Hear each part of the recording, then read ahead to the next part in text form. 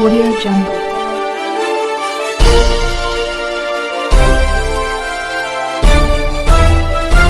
Audio Jungle. अभी आप देख रहे हैं कंचन न्यूज। इसे लाइक शेयर सब्सक्राइब करना ना भूलें ताकि न्यूज का नोटिफिकेशन सबसे पहले आपके पास पहुंचे। अब चलिए खबरें विस्तार से। सुबह 5 बज रहा था, विद्यालय के सामने पहुंचे तो मैंने देखा एक व्यक्ति, एक संतरी, हरे रंग की वर्दी पहने हुए है, सर पर काल रंग का साफा बंधा हुआ है और एक सेल्फ लोडिंग राइफल तनी हुई है जिसकी दूरी मुझसे केवल 6 फीट। यदि उस दिन राइफल चल गई होती तो आज कहाँ पुणे में आते हैं। लेकिन जैसे ही उसने देखा कि सामने पुलिस आ गई है, उसने भी कभी कल्पना नहीं की थी कि उस क्षेत्र में पुलिस कभी गई ही नहीं थी। लेकिन रोहतास में प्रति वर्ष लैंडमाइन ब्लास्ट में लोग मारे जाते थे। वर्ष 2002 में डीएफओ संजय सिंह जी बड़े ईमानदार पदाधिकारी थे, शहीद हुए पहाड़ी के ऊपर रिहल गांव में। वर्ष 2006 में डीएसपी शहीद हुए। अनेक पुलिसकर्मी प्रतिवर्ष मारे जाते थे। और कारण क्या था? कुछ उग्रवादी जो उस पूरे पहाड़ी पर रहते थे जिस पर 2 प्राचीन किले विद्यमान थे, रोहतास का किला, शेरगढ़ का किला। और उस रोहतास में जब मैं गया तो बगहा बदल चुका था, उसको बदलते मैंने देखा था बहुत कम समय में। दृष्टि तो वही थी। लोग बताते कि भाई नक्सल क्षेत्र में हो, बड़े आराम से रहो, कभी भी उड़ जाओगे, कोई दिखने वाला नहीं है।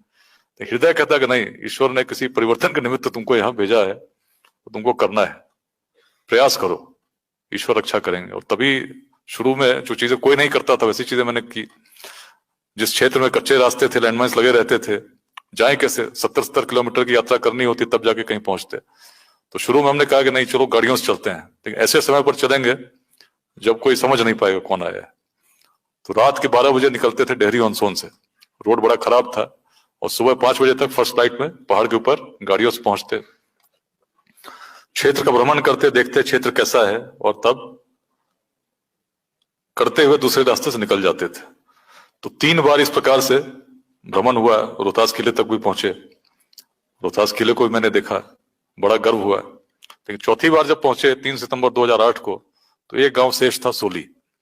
और सोली जब पहुंचे तो एक विद्यालय देखना था। सुबह 5 बज रहा था, विद्यालय के सामने पहुंचे तो मैंने देखा एक व्यक्ति, एक संतरी, हरे रंग की वर्दी पहने हुए है, सर पर काल रंग का साफा बंधा हुआ है और एक सेल्फ लोडिंग राइफल तनी हुई है जिसकी दूरी मुझसे केवल 6 फीट। यदि उस दिन राइफल चल गई होती तो आज कहाँ पुणे में आते हैं, आपसे संवाद भी नहीं होता। और चलनी थी तो बिल्कुल सतत अलर्ट था, पोजीशन में था, हम तो गाड़ी में बैठे हुए थे। लेकिन जब ईश्वर चाहता है कुछ परिवर्तन हो तो कोई निमित्त बनता है। उस समय रोहतास में निमित्त में ही था। इस परिस्थिति में भी उस उग्रवादी के मन में एक भय व्याप्त हो गया। गाड़ी जिसमें मैं बैठा था टवेरा थी, सिविल गाड़ी थी, पीछे 50 लोग और थे।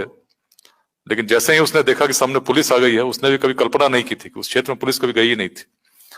और तब संतरी अंदर की तरफ भागा। उस विद्यालय में और भी उसके साथी थे, करीब 200 विद्यार्थी थे। आदिवासी विद्यालय था, आवासीय विद्यालय था। और अचानक जब उसने हल्ला किया तो ऊपर से गोलियां चलने लगी। छत पर कोई दूसरा संतरी सोया था। गोलियां यहां से चली, इधर से चली, बार बार देख रहे थे कहां लगी तो नहीं।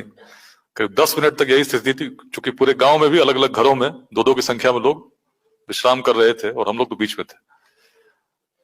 1000 से अधिक गोलियां चली 10 मिनट में। तब कहीं लैंडमाइन गाड़ी आई, हम लोग फिर विद्यालय में गए जहां बच्चे थे, बड़े भयभीत थे। एक उग्रवादी पकड़ा गया, 3 पुलिस राइफल मिली, सैकड़ों गोलियां मिली, बहुत सारा सामान मिला। पता चला उग्रवादियों ने मेडिकल कैंप लगा रखा था और पिछले 15 दिनों से चल रहा था।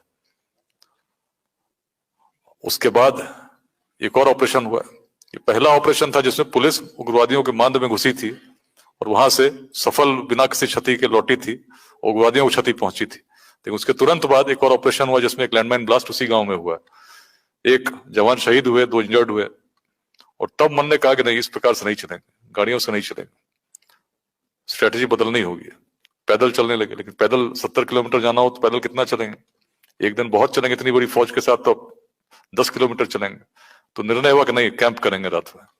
गांव में जाकर कैंप करें, 4-4 रात का कैंप करेंगे। एक 10 किलोमीटर चले, रुक गए, फिर 10 किलोमीटर चले, फिर रुक गए। कैंपिंग का सारा सामान लेकर चलेंगे। नाम रखा गया ऑपरेशन विध्वंस। बिहार का आज तक का सबसे बड़ा ऑपरेशन था। 1000 की संख्या में रोहतास और कैमूर की पहाड़ी पर 2 तरफ से पुलिस चढ़ी और चारों तरफ पहाड़ी पर अलग अलग पॉइंट्स बने जहां पे अगर उग्रवादी आएंगे तो उनको सामना किया जा सके। नतीजा तो कुछ नहीं हुआ। 4 दिन हम लोग रहे पहाड़ों पर। यदि उस रूप में देखा जाए कितने उग्रवादी पकड़े गए तो एक भी नहीं न्यू अपडेट के लिए देखते रहिए कंचन न्यूज।